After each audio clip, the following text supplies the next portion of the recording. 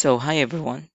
What we will be discussing right now are some of the sample questionnaires that will be included in the AWS Architect Associate Examination. And I'll be discussing to you why it should be the answer. And let's start right away.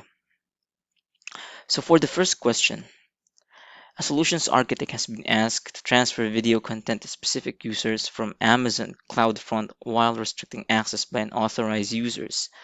How can the architect implement a solution to meet these requirements? A. Configure CloudFront to use signed URLs to access Amazon S3. B. Store the videos as private objects in Amazon S3 and let CloudFront serve the objects by using only origin access identity. Now, there's a problem here in letter B because it's a private object. So once you set private, you need to set up who should be accessing that file. So this one is not correct. Now for the letter A, so the reason why it's incorrect is because the word restricting access by unauthorized users. It didn't mention anything about restricting access. So that does not make sense. And then the letter C, use Amazon S3 static websites to origin CloudFront and configure CloudFront to deliver the videos by generating a signed URL for users. Okay, so why do we need to use CloudFront? So usually CloudFront from the name itself is delivering the information or the what you call this one, the data faster. Wherein your source when you're trying to search it on Google, as you can see there's a latency. When you use CloudFront, you don't experience that one. So that's one of the main function of CloudFront. Now, letter D, use origin access identity for CloudFront to access private S3 objects and select the restrict viewer access option in CloudFront cache behavior to use signed URLs. Now, this one makes sense because it only not only mentioned the privacy of the objects, but also providing the restricted viewer access option in CloudFront and then using the signed URLs. So this is a detailed and complete answer. So the answer will be C. I'm sorry, D. D as in David. Okay. Next. So a solutions architect has been given the following requirements for a company's VPC. The solution is a two-tiered application with a web tier and database tier. All web traffic to the environment must communicate from internet to an application load balancer. Web servers database should not obtain public IP address. Database may not share a route table. Must be highly available within the same VPC for all services. Okay, so here's the question. What is the minimum number of subnets the solutions architect will need based on these requirements and best practices? Now, the best practices in AWS is there should be at least one excess subnet or instance to make sure that the system is highly available or fault tolerant. Okay, so as you can see, there are 1, 2, 3, 4, 5, and you have options 2, 3, 4, 6. So 2, 3, 4 does not meet the requirements because there are 5 subnets that will be performing. So with this one, the best answer will be D as in David, 6, because it does not only fill the 5 activities, but there's an excess one which make it highly available. Next. So a company is rolling out a new web service and expecting a huge number of audience. However, the company is unwilling to accept any downtime. What could a solutions architect recommend to the company in order to keep track of customers' current session data? Okay, so as you can see, the question is really tricky. You know, it when they say cannot accept any downtime refers already to DynamoDB. However, focus always on the last question. So that's how Amazon creates their question. It will really trick you which one is what service he is trying to refer you. As you can see, the question is in order to keep track of customers' current session. So it means auditing. It means something about monitoring. And let's try to go one by one. So for Amazon EC2 instances, it refers to a elastic cloud computing. All right, so it does not fall from that scenario. And then next is the relative database structured as relative database, right? So for the RDS, it refers to structured database. So it does not, uh, it's limited compared to DynamoDB.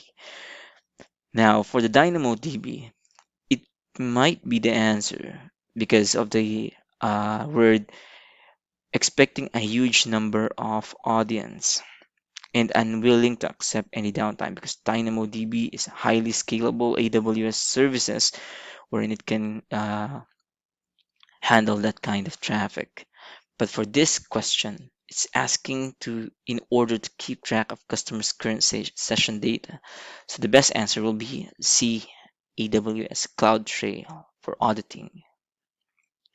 Next, a company has an application that uses Amazon CloudFront for content that is hosted on an Amazon S3 bucket. After an unexpected refresh, the users are still seeing expired content. Which step should the solutions architect take to ensure that new content is displayed? A. Perform a cache refresh on the CloudFront distribution that is serving the content. So when you perform a cache refresh, it does not really change anything. Okay, it just refreshes the connection. So that doesn't fix the issue. Now, let's try to skip B. Let's try to do the other two. Okay, so letter C, create a new cache behavior path with the updated content. So performing a new cache behavior path with the update content will, of course, update the content. However, the expired content is still there because you just created a path. So do you understand what I mean? So you didn't delete or remove the old content. Now let's go to the so that option is not correct. And then letter D, change the time to leave value for removing the old objects. Now when you try to search TTL value, it's applicable only in DynamoDB. So changing the TTL value for removing the old objects. So that is not the correct answer. So what's invalidation? So invalidation is the process of the uh, Amazon S3 to remove the old content using the CloudFront distribution. And what is invalidation? Okay, so if you need to remove a file from CloudFront Edge caches before it expires, you can do one of the following. So invalidate the file from Edge caches. The next time a viewer requests the file, the CloudFront returns to the origin to fetch the latest version of the file. Okay, so B is the correct answer. And then next, an application is running Amazon EC2 instances behind an application load balancer. The instances run in an auto-scaling group across multiple availability zones. Four instances are required to handle a predictable traffic load. The solutions architect wants to ensure the operation is fault tolerant up to the loss of one availability zone, which is the most cost efficient way to meet this requirement.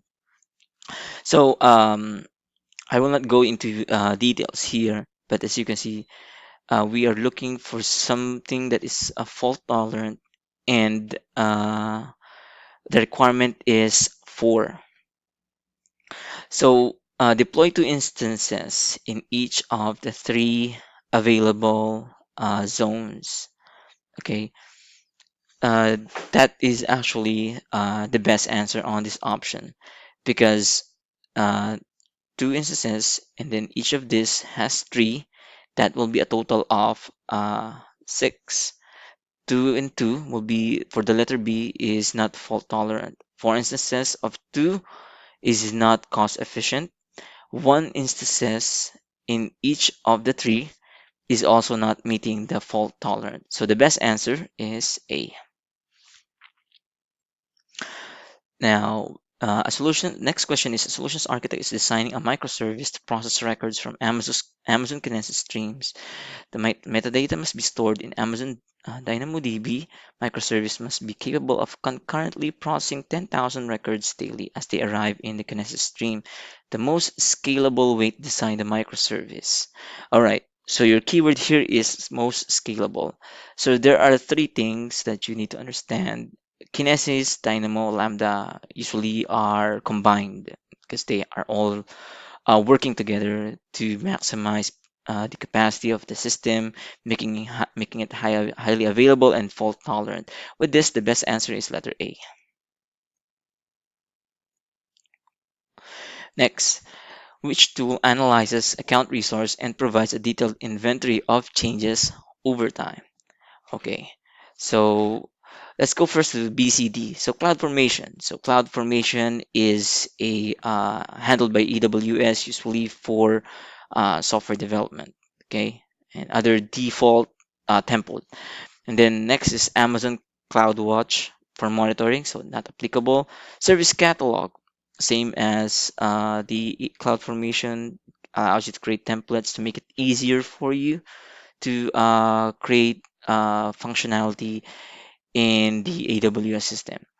So the best answer here is actually the AWS config. What is AWS config? So according to AWS, it tracks changes in the configuration of your AWS resources and it regularly sends updated configuration. And then AWS config is a service that enables you to assess, audit, and evaluate configuration. So it provides detailed, okay, remember that one, detailed configuration. And it also allows you to automate evaluation of recorded configuration against desired configuration. Next is one company wants to share contents of their Amazon S3 bucket. So security requirements mandate AWS accounts have access to contents of the Amazon S3 bucket, which Amazon S3 feature will allow to secure access to Amazon S3 bucket. Okay, so let's discuss this one by one. Okay, so let's go to bucket policy. All right, so specify what actions are allowed or denied for which principles of the bucket policy is attached to. All right, so sounds correct, right? And then object tagging. So by the way, this definition is according to AWS website.